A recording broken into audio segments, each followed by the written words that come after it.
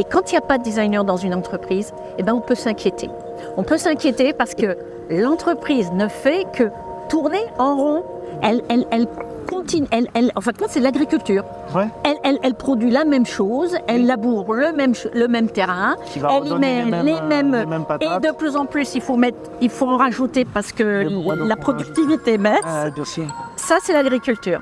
Le designer, c'est le ver de terre. Le designer, c'est le grain de sable, c'est l'inconnu.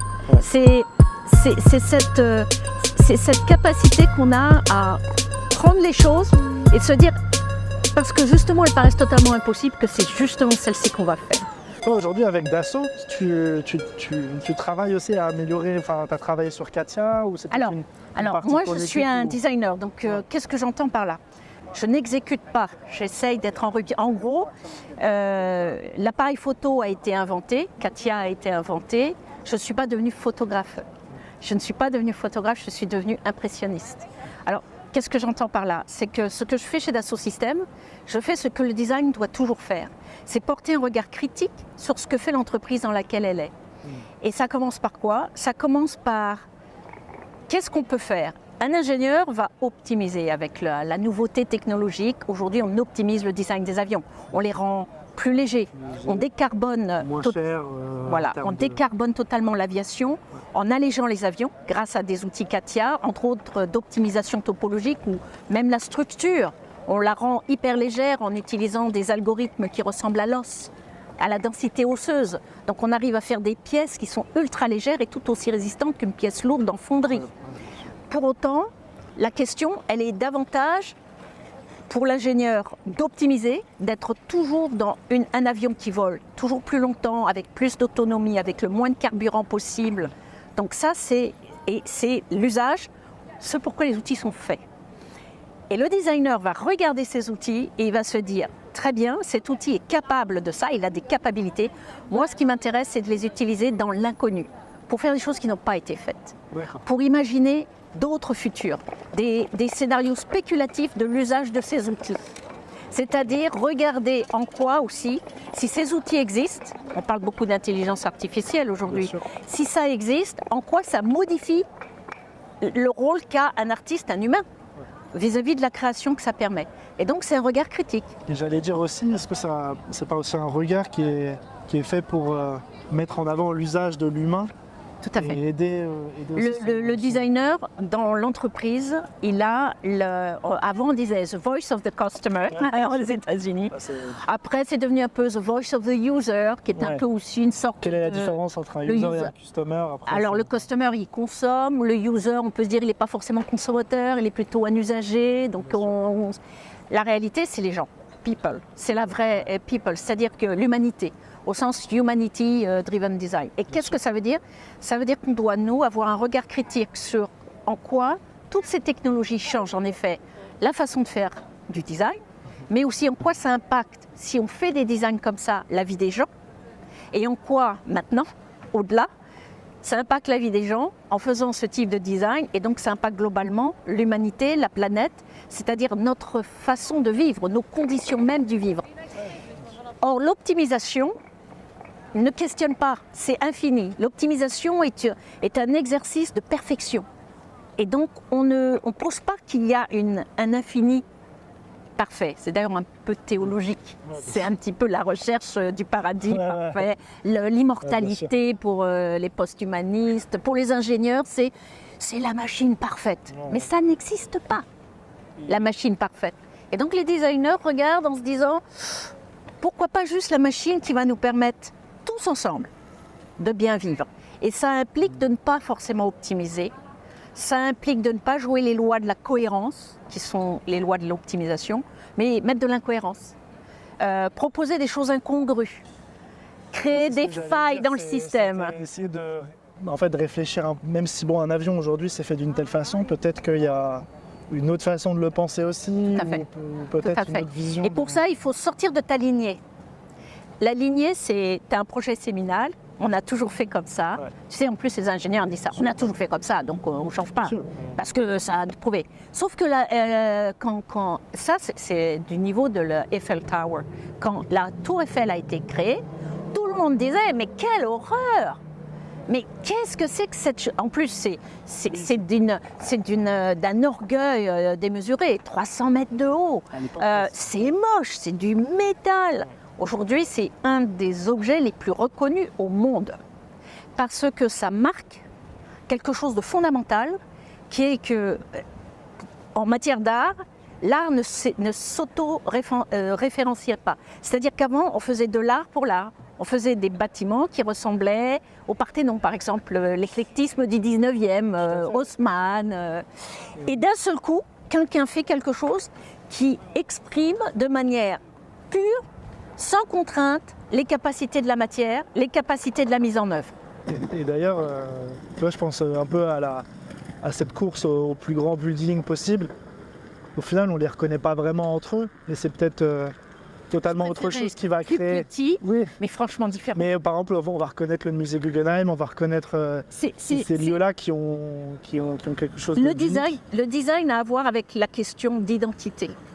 On le voit bien, les objets comme les téléphones portables, on appelle un téléphone aujourd'hui un ordinateur portable. L'iPhone n'a rien à voir avec un téléphone. Un téléphone que je prends comme ça, oui, mais on l'appelle toujours un téléphone. Bien sûr, bien sûr.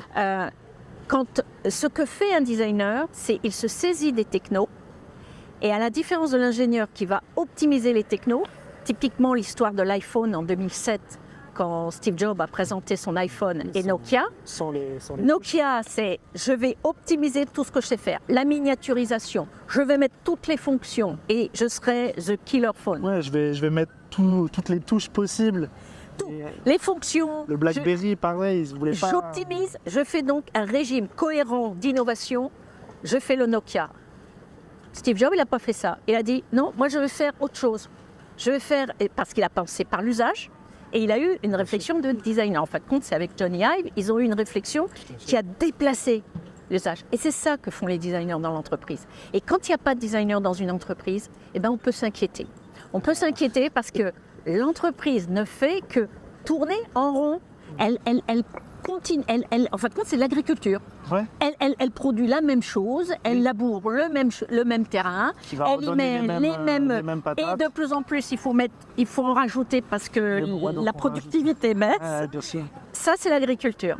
Le designer, c'est le ver de terre. Le designer, c'est le grain de sable, c'est l'inconnu. Ouais. C'est cette capacité qu'on a à prendre les choses et de se dire, parce que justement elles paraissent totalement impossibles, que c'est justement celle-ci qu'on va faire. Alors que la plupart des gens vont absolument éviter. Et ce qui est triste aujourd'hui, parce que le design a eu son heure de gloire, malheureusement très instrumentalisé par le business, on pourra en parler parce que c'est un vrai sujet, c'est le fait qu'on tente à ne plus autant l'utiliser. Il disparaît. Et il faut donc se poser vraiment la question de pourquoi. Une des réponses pour moi, c'est l'incapacité qu'on a dans une société où on a tout dérisqué. Il faut dérisquer ce qu'on mange, dérisquer d'être pris dans un bouchon. Il faut mettre une application, dérisquer qu'il puisse faire moche, dérisquer à tout prix. Et donc quand tu dérisques, tu prends plus de risques. Et si tu prends plus de risques, tu fais plus d'innovation. Ouais. Tu n'oses plus aller dans l'inconnu. Et tu vois, c'est parce que l'inconnu, c'est le risque. Ouais. Il faut aimer le risque. D'abord pour être designer, mais aussi pour être une entreprise innovante. Ça, c'est clair. Et malheureusement, on ne l'est plus. Ouais, c'est vrai. Et je suis d'accord que moi, les entreprises qui n'ont pas de designer, je me pose vraiment des questions sur OK, mais c'est quoi la suite? Là, aujourd'hui, ça fonctionne peut-être, mais enfin, ils n'anticipent pas. J'ai l'impression que le designer, il faut un patron qui accepte la contradiction. Ouais. Alors, pas la contradiction pour la contradiction. C'est-à-dire, tu sais, la personne qui t'embête parce qu'elle te met tout le temps des bâtons dans les roues. Ça, c'est pas du tout ça. Le designer ne doit pas être celui qui dit non, mais. Non. Le designer ne dit jamais non. Il dit toujours oui. Mais quand il répond, c'est pas la réponse. Il a redesigné la question. Ouais, c'est ça. Okay. Et ça, c'est un art. Ça, c'est ce qui fait un head of design. Tu vois? Un head of design, c'est un designer qui design la question. Et donc, c'est pas juste quelqu'un qui connaît son métier. C'est pas juste quelqu'un qui a su transformer l'entreprise par ce qu'il fait. C'est quelqu'un qui influence de manière permanente, de manière un petit peu underground, parce qu'il faut garder les formes, Ouais, tout un à fait, côté il faut- éminence grise, Ouais, bien sûr. mais en étant le seul qui finalement est autorisé à faire ce que les autres n'ont même pas le droit de faire, même parfois au plus près du patron, c'est-à-dire de re-questionner la question et de proposer autre chose. Et toi, aujourd'hui, chez Dassault Systèmes, j'imagine que tu as un petit peu ce rôle aussi, justement, de grain de sable qui vient On parfois a- un petit peu... La première des questionner. conditions pour que le design fonctionne, c'est qu'il n'y a pas, on n'est pas dans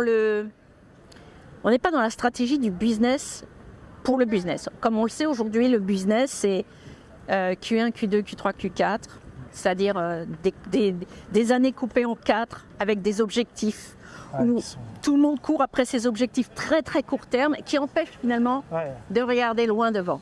Là, comme on le fait aujourd'hui dans la mer magnifique. Ah, c'est incroyable. Pour voir loin devant, il faut du long terme. Il faut avoir le temps de réfléchir, de s'arrêter, d'être lent, de faire des erreurs et dire « Ah ben non, finalement, c'était une bêtise, je recommence ».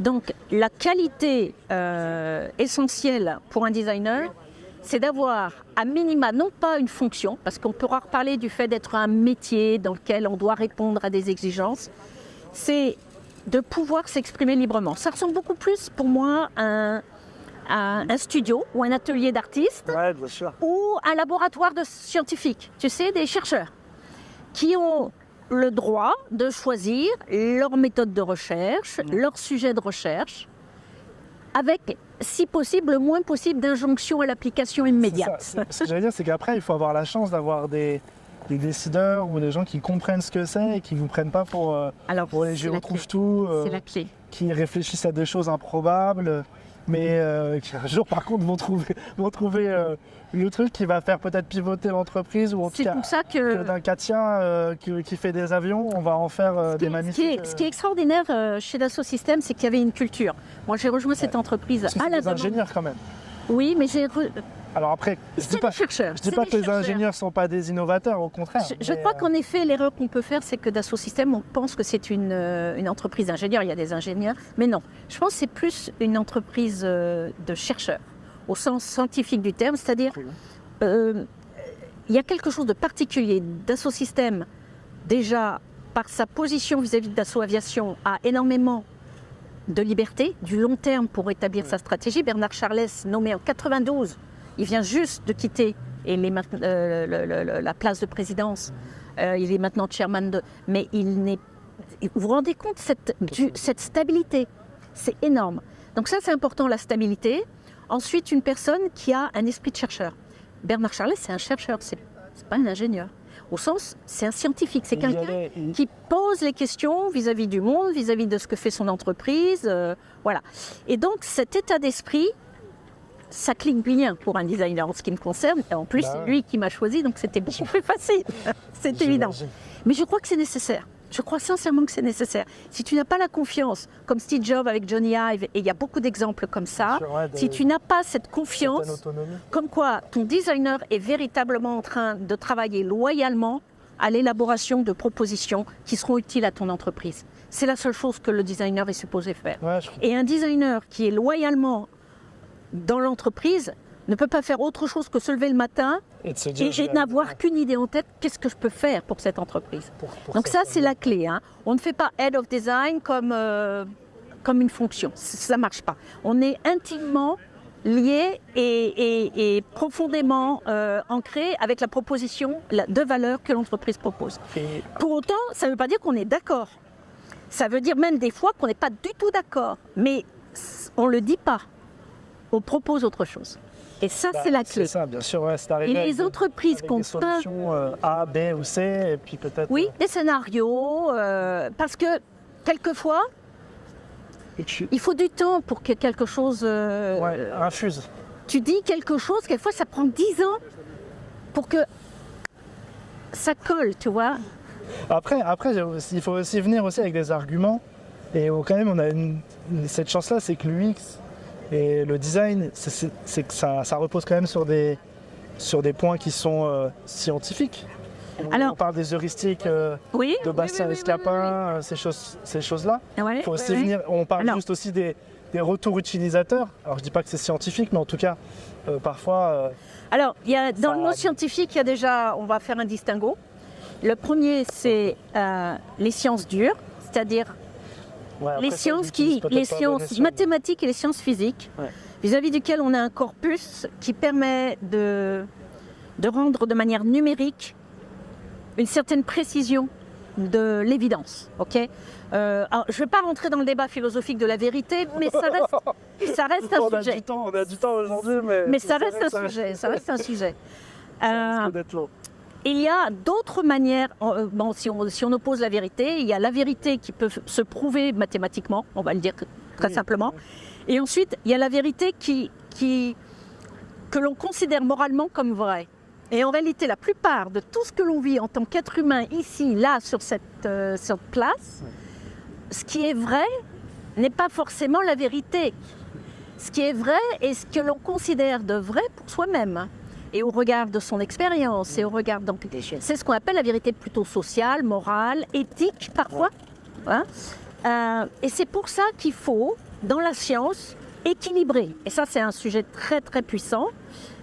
Sciences dures et sciences sociales, sciences humaines, dont le design est plutôt avec les design research pour faire de la C'est ça, UX ou on va aller Après, il y a chercher. ici tout ce qui est biais cognitif. Oui, mais tout ça, c'est du Quand même. ressort. C'est la psychologie, les sciences cognitives, les sciences systèmes, les sciences, toutes ces sciences de l'interaction que l'on peut avoir avec son environnement en tant qu'être de corps et de sens et de sel et de sang. Cette science-là, elle est imparfaite. Elle est subjective parfois, ou traitée de subjectif ou de soft. Donc il faut doser, quand on parle de science et d'évidence, les deux. Et c'est ce que j'essaie de faire chez Dassault Systèmes. C'est pas simple, parce qu'ils ne reconnaissent qu'une seule science, la science physique. Et c'est ça. Et c'est Alors apporter d'autres critères qui sont des critères de science plus douces, mais ils sont à l'écoute. C'est ça qui est... Mais après, c'est un quelque chose chercheur est que tu forcément à connais l'écoute. depuis toujours, parce que avant, tu étais dans le monde De l'auto, oui, oui. l'automobile, etc. Comment toi, justement, ton évolution de l'automobile vers le logiciel, comment ça s'est passé pour toi? Comment tu as ressenti ce moment, enfin, ce changement? J'en avais besoin. J'en avais besoin. Mais ça, c'est peut-être le sujet qu'on va aborder de l'économie circulaire plus tard. Ouais. Quand j'étais dans l'automobile, j'étais head of design, mais dans mon métier. C'est-à-dire, j'ai appris à concevoir des autos, à les dessiner, à imaginer des nouveaux concepts, à travailler en collaboration avec des ingénieurs, à pousser des scénarios d'usage que personne n'avait encore imaginés. D'accord. Jusque-là, je faisais mon métier. Pourquoi? Parce que quand tu es un constructeur automobile, tu es en concurrence permanente et tu dois te différencier à tout prix par des principes de luxe, l'usage, la forme, la présence, l'identité, encore une fois, toutes ces choses-là qui font que l'expérience, c'est l'expérience dans une Audi, une Cadillac, une Renault, ça n'a rien à voir, c'est pensé. Et c'est pensé avec justement ces sciences cognitives. Après, il y a la navigation, le plaisir de conduite, toutes ces choses-là ont un impact direct finalement sur ce qui va être le succès d'une entreprise automobile. Pour autant, quand j'étais dans l'automobile, j'étais chez General Motors, un soir je rentrais et je voyais, là on voit ces vélos là alignés, je voyais ces voitures, parce qu'aux États-Unis les voitures sont fabriquées avant d'avoir un client. Hein. Elles sont comme dans les Elles sont supermarchés. alignées, bien sûr. On vous met des kilomètres de voitures fabriquées qui attendent leurs clients. Ouais, tout à fait. Et écoute, tu me croiras si tu veux, j'ai été écœurée.